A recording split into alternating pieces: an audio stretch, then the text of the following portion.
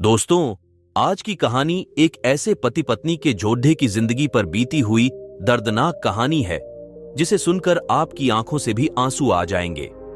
आपसे गुजारिश है कि इस इमोशनल स्टोरी शॉर्ट इन हिंदी कहानी को पूरा सुनिएगा। बहुत ही जबरदस्त कहानी है। इस कहानी में मैं आपको अनेकों ऐसे मोड़ मिल गए जिन्हें सुनकर आप भी इमोशनल हो जाएंगे। चलिए दोस्तों, अब इस कहानी को स्टार्ट करते हैं। यह कहानी पति पत्नी के जोड़े की जिंदगी पर आधारित है। बेहद ही भावपूर्ण और इमोशनल कहानी है। बहुत ही प्यारा है। मुझे पहले लड्डचके की तस्वीर दिखाओ माँ, फिर मैं फैसला करूंगी यहां या ना का। माँ ने रीता की तरफ देखा। अच्छा, हम तुम्हारे लिए क्या कोई अच्छा लड्डचका नहीं देखेंगे? रीता गुस्से से बोली। माँ, बस लड्डचका देखना है। मुझे उसकी तस्वीर मंगवा ले या लड्डचके को यही बुला लो। माँ ने डांटा, पागल है, शर्म नहीं आती? चल दफा हो जाओ अपने कमरे में। बाबा भी आ गए। क्यों डांट रही हो मेरी बच्ची को? रीता बाबा के पास गई और जाकर कहने लगी, बाबा मुझे लड्डका देखना है। बाबा ने मुस्कुराकर कहा, हाँ बेटी, तुम्हारी मर्जी से ही करेंगे। शादी कल मैं उसकी तस्वीर मंगवा लूंगा। लड्डके का अपना होटल है, पढ़ा लिखा है, प्यारा है। लेकिन रीता को तो लड्डीडीएच का देखना था। लड्डीएच का तो प्यारा है। रीता ने हां कर दी। 10 दिनों में ही रीता की शादी हो गई। रीता का हमसफर सुशील ऑन रेंज मैरिज थी। न कभी मुलाकात हुई, न कभी कोई बात। कभी एक दूसरे को मिले भी नहीं।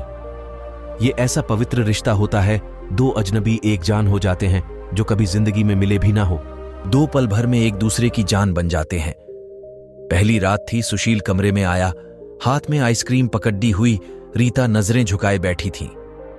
आइसक्रीम तो रीता की फेवरेट थी। सुशील को नमस्ते की। सुशील पास बैठ गया। सुशील थोड़ा सा शर्माता भी था। आइसक्रीम खाते हुए बोला, जितने पैसे शादी पर खर्च किए, इतने की काश मैं आइसक्रीम खा लेता। रीता का घूंघट उठाकर बोला, आप खाओगी पहले? तो रीता ने शर्माते हुए मना कर दिया।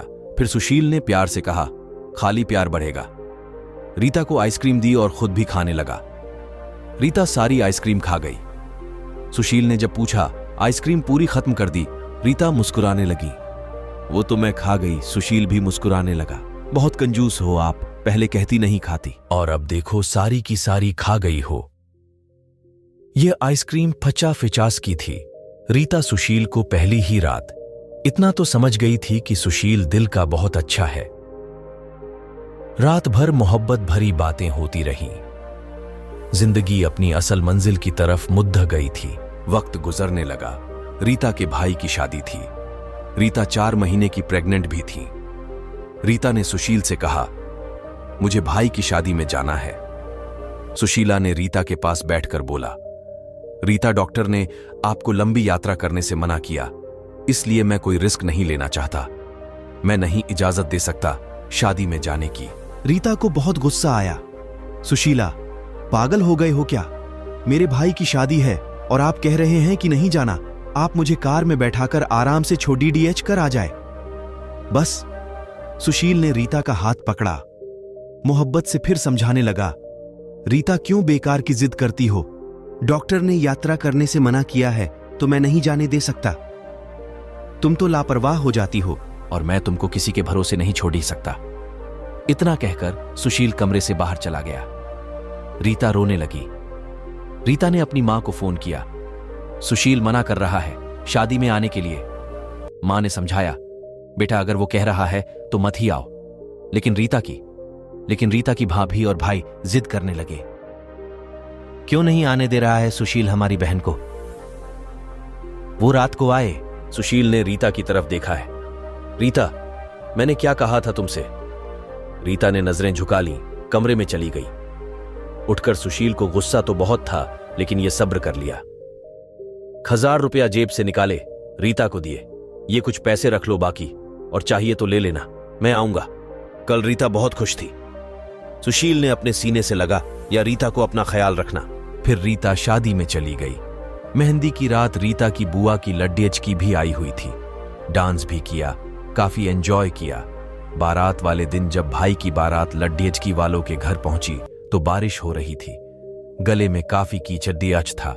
रीता का पांव फिसला गिर गई। गिरते ही उसके पेट में दर्द होने लगा।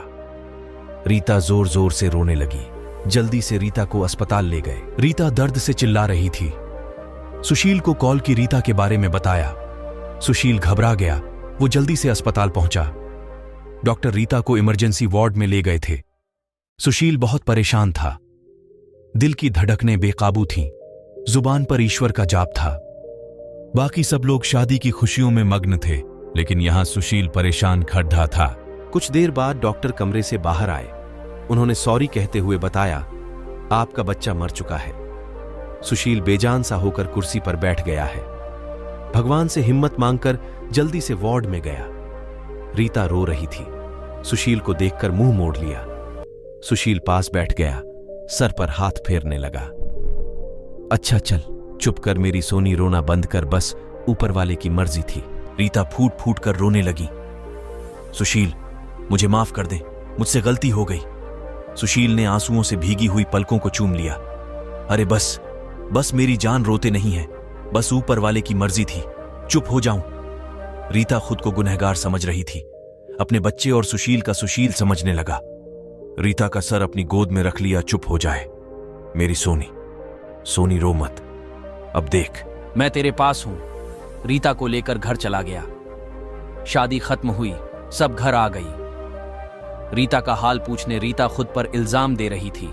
मुझे रोका था सुशील ने मां, लेकिन मैं जिद करती रही।